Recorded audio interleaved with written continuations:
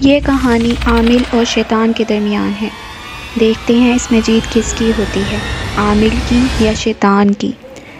اللہ پہ یقین جیتتا ہے یا شیطان جیتتا ہے؟ وہ اپنی ماں کو تڑپتا ہوا دیکھ خود بھی تڑپ رہا تھا۔ کچھ ٹائم پہلے ہی تو اس نے اپنے باپ کو بھی ایسے ہی مرتے دیکھا تھا۔ یہ ایسی بیماری تھی جس کا علاج کوئی تھا ہی نہیں۔ وہ بھی بے بسی سے اپنی ماں کو مرتا ہوا دیکھ رہا تھا۔ گاؤں میں اکثر ہی ایسی موت ہوا کرتی تھی، کسی کے پاس بھی اس کا علاج نہ تھا۔ وہ اپنی ماں کو تڑپتا ہوا نہیں دیکھ سکتا تھا، اسی لیے گھر سے باہر نکل گیا۔ وہ اپنی سوچوں میں اتنا گم تھا کہ جنگل میں پہنچ گیا۔ جب اس نے اپنے ارد گرد دیکھا تو اسے خوف آنے لگا۔ رات کا وقت تھا، ہر طرف سناٹا تھا۔ کبھی کتے کے بھونکنے کی آواز، کبھی شیر کی آواز آ رہی تھی۔ اس کو خوف آنے لگا۔ جیسے ہی وہ واپس جانے کے لیے مڑا، اس کے پاؤں میں کانٹا چبھ گیا اور اس کے منہ سے چیخ نکلی۔ پاس ہی ایک بابا جی، جنہیں خان بابا کہتے ہیں، عبادت میں مصروف تھے، وہ اس کے پاس آئے۔ انہوں نے اس کے پاؤں سے کانٹا نکالا اور پوچھا، بیٹا کون ہو تم؟ اس لڑکے نے گھبرا کر پوچھا، آپ کون ہیں؟ بابا جی نے کہا، ڈرو نہیں، میں تمہاری مدد کروں گا، میرا نام خان بابا ہے، بتاؤ کہاں سے آئے ہو؟ لڑکے کا خوف دور ہوا تو اس نے بتایا، میرا نام زیان ہے، میں غلطی سے یہاں آ گیا ہوں، مجھے گھر جانا ہے۔ بزرگ نے کہا، بیٹا میں تمہیں صبح چھوڑ آؤں گا، ابھی تم میرے پاس رک جاؤ۔ پھر زیان ان کے ساتھ رہا۔ خان بابا پوری رات عبادت کرتے رہے۔ صبح ہوتے ہی وہ اس کو گھر چھوڑنے جا رہے تھے تو زیان نے پوچھا، آپ یہاں اکیلے کیوں رہتے ہیں؟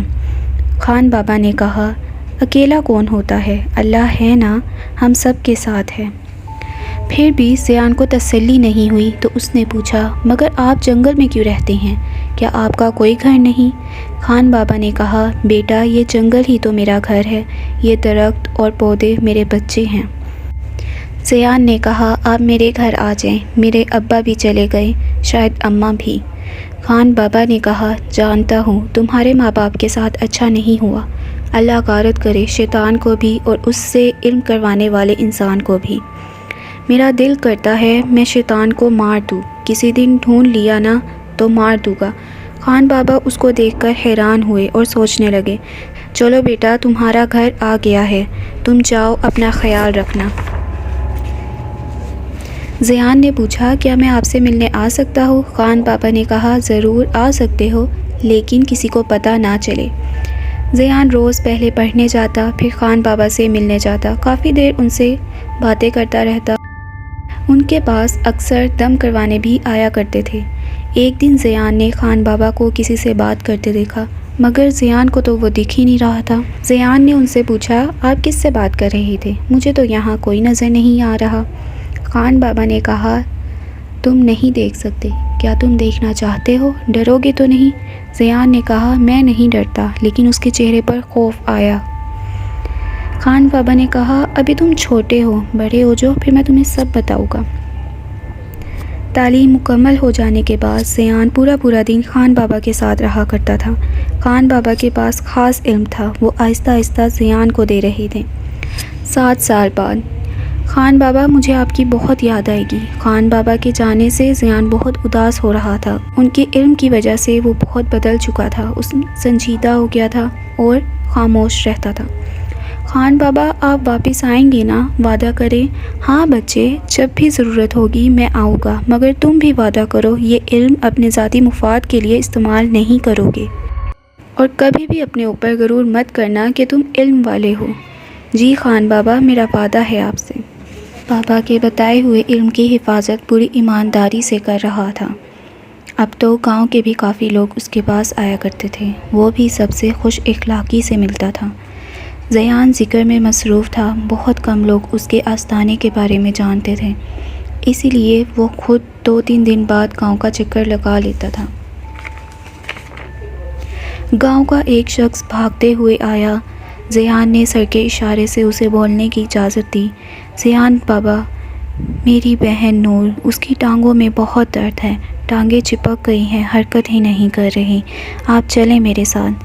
زیان اس آدمی کے ساتھ گیا۔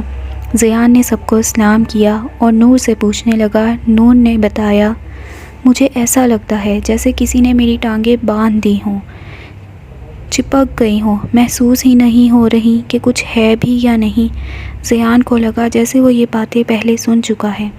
زیان دم کرنے لگا۔ اس نے جب آنکھیں بند کی، پڑھنے لگا تو اسے ماں باپ کا چہرہ نظر آیا، جیسے وہ بھی یہی بات کر رہے ہوں۔ پھر وہ اور پڑھنے لگا تو کوئی عجیب سی مخلوق نظر آئی، مگر وہ پہچان نہیں پایا، وہ بہت خوفناک تھی۔ زیان بنا کسی خوف کے ذکر کرتا رہا۔ اس کو احساس ہوا اس خوفناک چیز نے انسان کی شکل اختیار کر لی ہے۔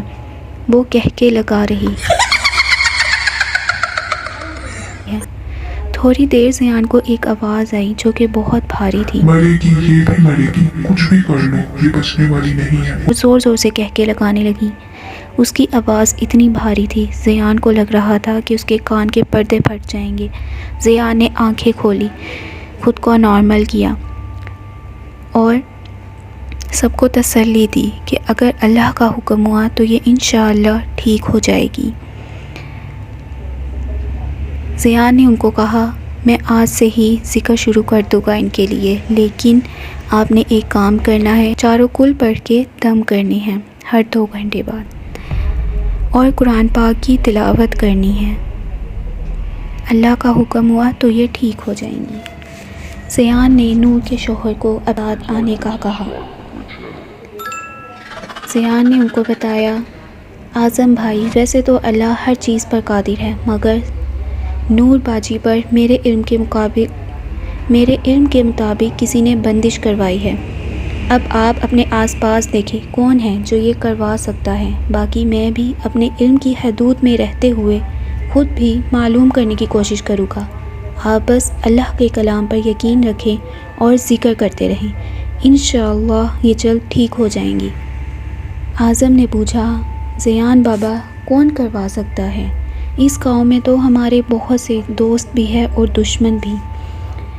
زیان نے کہا، اعظم بھائی جذبات سے کام نہیں لینا، کل میں پھر آؤں گا، جب تک انشاءاللہ میں پتہ کروا لوں گا، آپ بھی کوشش کریں۔